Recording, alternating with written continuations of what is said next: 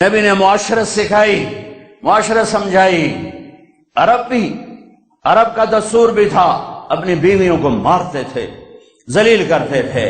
میرے نبی نے اعلان کیا جو عورتوں پہ ہاتھ اٹھاتے ہیں ان میں کوئی بھلائی نہیں۔ میرے نبی نے اعلان کیا سب سے بہترین مرد وہ ہے جو بیوی سے اچھا سلوک کرتا ہو۔ ایک صحابی نے پوچھا یا رسول اللہ آپ کو سب سے زیادہ کس سے پیار ہے؟ اور عرب کے ماحول میں بیوی سے اظہار محبت یہ شرمندگی تھی کہ کوئی سردار کہے مجھے بیوی سے پیار ہے۔ میرے نبی کی مجلس قائم ہے اور ایک شخص پوچھتے ہیں آپ کو سب سے زیادہ کس سے پیار ہے؟ آپ نے فرمایا عائشہ سے۔ تم عرب کا معاشرہ اگر سمجھتے ہو تو پھر تم اس بات کی یوں سمجھو پٹھانوں میں کوئی کہے مجھے بیوی سے پیار ہے، وہ پٹھان تھا مر گیا۔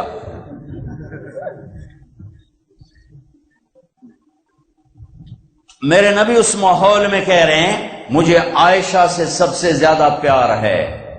وہ تو ہل گئے سوال کرنے والے کہ اے کی بنی کی فرمایا؟ تو انہوں نے بات بدلی کہ یا رسول اللہ میرا مطلب ہے آپ کو مردوں میں سب سے زیادہ کس سے پیار ہے؟ آپ کو دین سکھا رہے ہیں، آپ کو کس سے پیار ہے؟ عائشہ سے۔ نام لیا عائشہ سے، وہ ہل گیا۔ یا رسول اللہ میرا مطلب ہے مردوں میں کس سے پیار ہے؟ تو آپ نے نبض پہ ہاتھ رکھا کہ انہوں میری گال ہضم نہیں ہوئی، ہل جل گیا بھئی ایک ہی بڑی ایڈے وڈے نبی رسول تے پہ آنجن مینو بی بی نال پیار ہے۔ تو آپ نے کہنا تھا ابو بکر سے، مجھے ابو بکر سے پیار ہے۔ آپ نے کیا کہا یا رسول اللہ میرا مطلب ہے مردوں میں آپ کو کس سے زیادہ پیار ہے؟ تو آپ نے فرمایا عائشہ کے ابا سے۔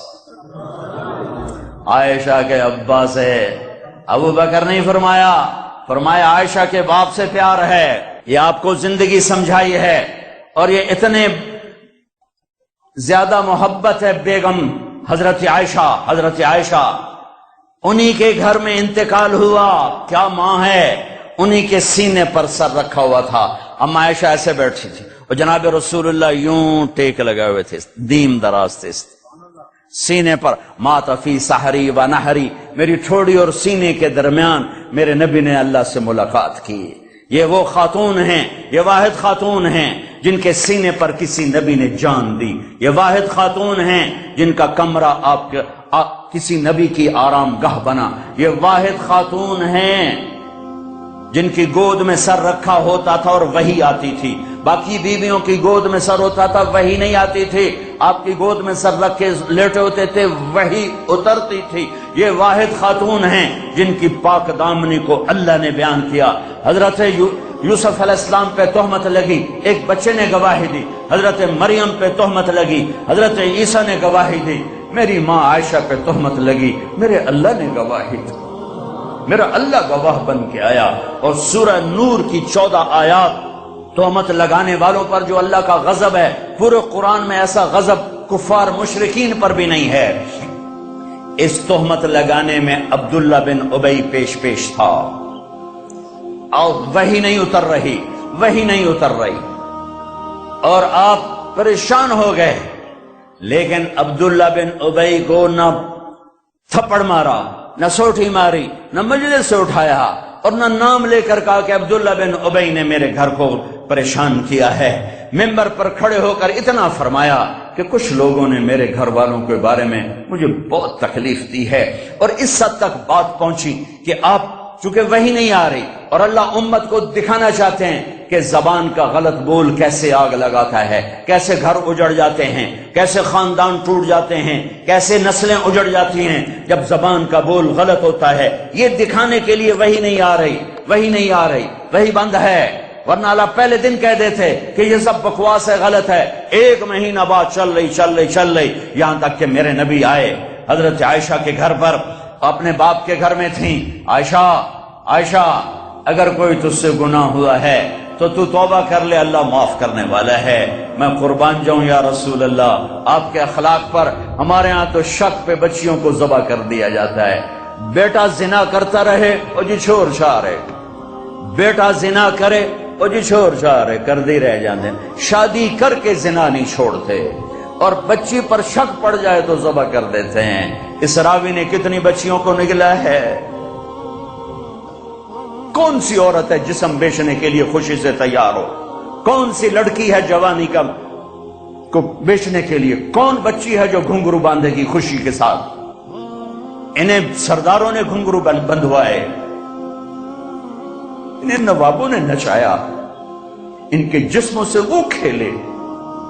ظالم یہ نہیں، ظالم وہ ہے جنہوں نے ان کے سر پہ دوپٹہ رکھنے کے بجائے ان کے جسم کو نوچا، اپنی ہوس کا شکار نشانہ بنایا۔ وہ اوے میاں صاحب رہا۔ میرے نبی فرما رہے ہیں عائشہ کوئی گناہ ہوا ہے تو توبہ کر لے، اللہ معاف کر دے گا۔ اللہ اکبر، اللہ اکبر۔ اور اگر نہیں ہوا تو اللہ ضرور تیرے حق میں فیصلہ سنائے گا۔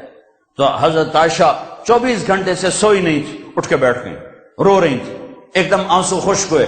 ابا میری صفائی پیش کر۔ ابو بکر کہ بیٹی میں کچھ نہیں کہہ سکتی۔ اماں میری صفائی پیش کر۔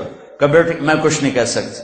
تو فرمایا اگر میں جھوٹ بولوں تو اب سب مجھے سچ مانو گے، اور اگر میں سچ بولوں تو کوئی مجھے سچا نہیں مانے گا۔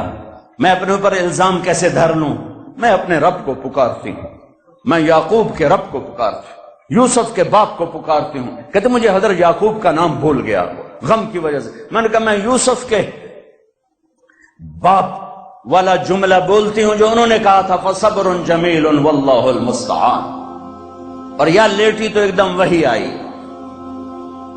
اب 1 مہینے کے بعد وحی آئی، اور حضرت عائشہ فرماتی میں تو مطمئن تھی کہ جو بھی آئے گا میرے حق میں آئے گا، لیکن مجھے یہ نہیں پتا تھا کہ میرے حق میں قرآن ہی آ جائے گا۔